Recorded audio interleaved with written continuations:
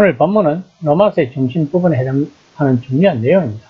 바울은 모든 하회를 종식시키는 궁극적 하회를 이야기하고 있습니다. 하나님이 예전에 약속하신 모든 것이 실현되는 그리스도인의 삶이 어떤 모습인지를 표현하고 있는 것입니다. 또한 이 약속들 가운데 한 사람 한 사람과 창조자 하나님 사이에 서로 사랑하고 영접하는 인격적 관계가 세워진다고 말하고 있습니다.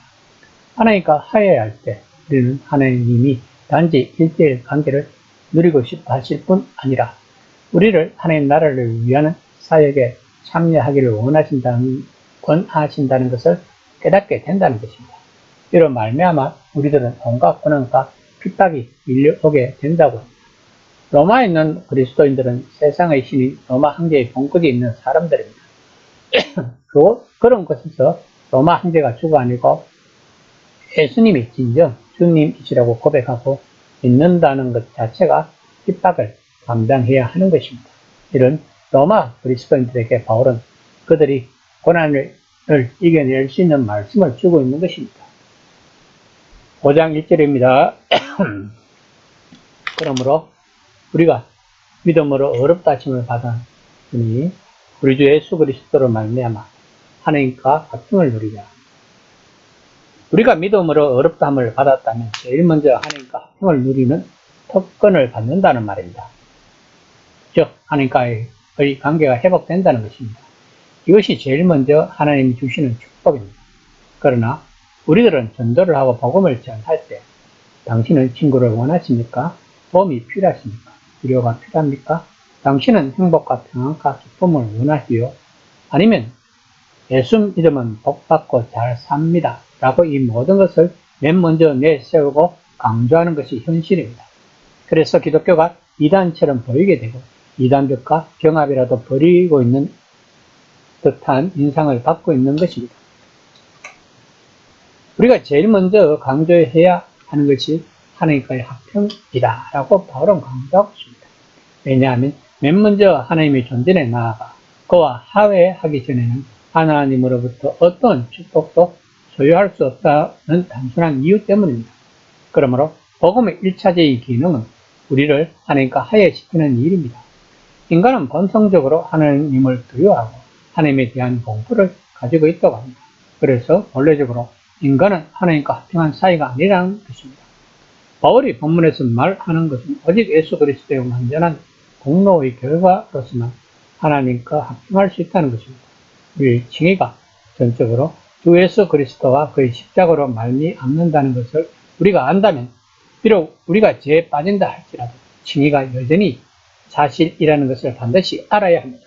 그러므로 결코 우리는 우리가 죄에 빠졌으니 모든 것을 상실했다고 생각해서는 안 된다는 것입니다. 5장 2절입니다. 또한 그로 말미암아 우리가 믿음으로 서 있는 이 은혜에 들어감을 얻었으니 하나님의 영광을 바라고 즐거워하느니라. 칭의는 하나의 사건이고 단번에 일어납니다.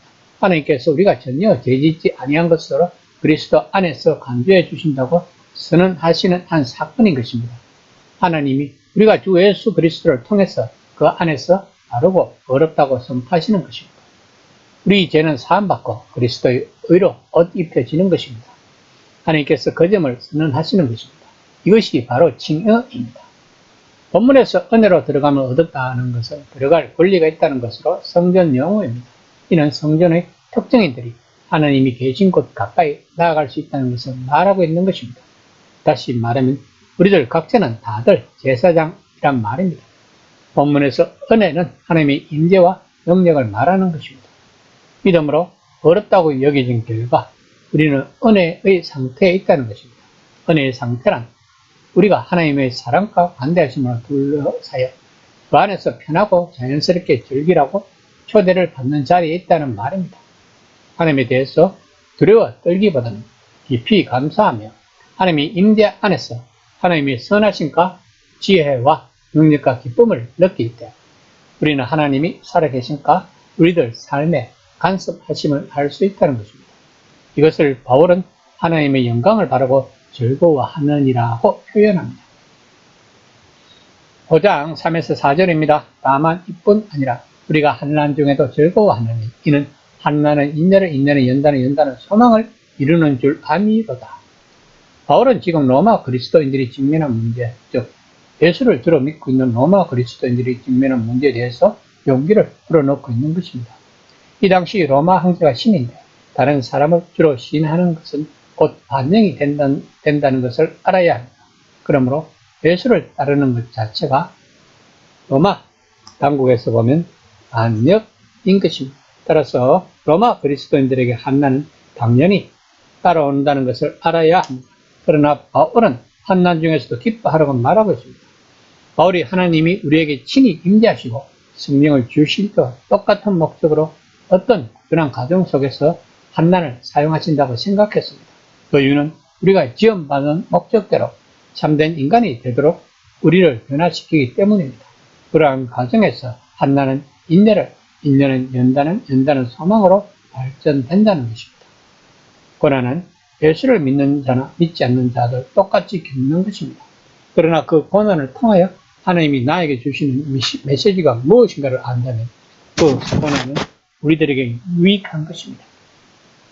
왜냐하면 우리들은 그 고난을 통해서 하나님과의 관계가 더 가까워지기 때문입니다. 그러나 그 고난에서 하나님의 뜻을 찾지 못한다면 고난은 그냥 고난으로 끝나고 마는 것입니다. 고난은 우리들을 정금 같은 신앙인으로 만든다는 것을 우리는 알아야 합니다. 그래서 고난 중에서도 우리는 그 결과를 알고 기뻐해야 하는 것입니다. 5장 5절입니다. 소망이 우리를 부끄럽게 하지 않으면 우리에게 주신 성령으로 말미암아 하나님의 사랑이 우리 마음에 부음바 되니 예수를 따르다 보면 시련과 환난과 고난이 있을 수 있습니다. 그러나 이 소망을 가지고 있다면 절망하지 않을 것이며 우리를 부끄럽게 하지 않을 것이라고 바울은 말하고 있는 것입니다. 그 이유는 하나님이 우리들에게 성령을 주셨기 때문이라고 바울은 이야기하고 있습니다. 성령은 이런 식으로 우리에게 행하신 하나님의 사랑에 대한 넘치는 확신을 준다는 것입니다.